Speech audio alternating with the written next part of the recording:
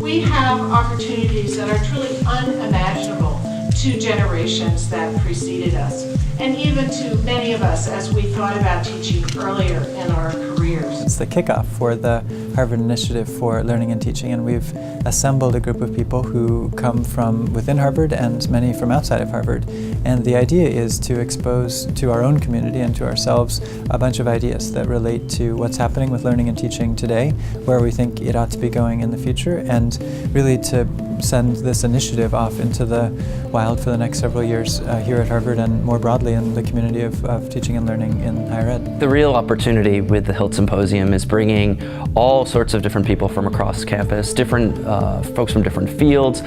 folks with different teaching methodologies, and just seeing and hearing and learning about how others approach their classroom. Even if I'm in a conversation with someone who's far outside of computer science, undoubtedly there's some technique or some trick that they have typically used in their classes that we could certainly try deploying in a course in computer science as well. In part, it's a celebration of the wonderful things that are happening in experiments and in mainstream classes throughout the university. In part, it's saying there are things happening outside the walls of this university that we need to bring in, and it's also saying there are things that are happening in little tiny corners of the university that are exciting and that ought to be brought to bear on larger numbers of students. And I think it's that both celebration and exploration that's happening at the symposium.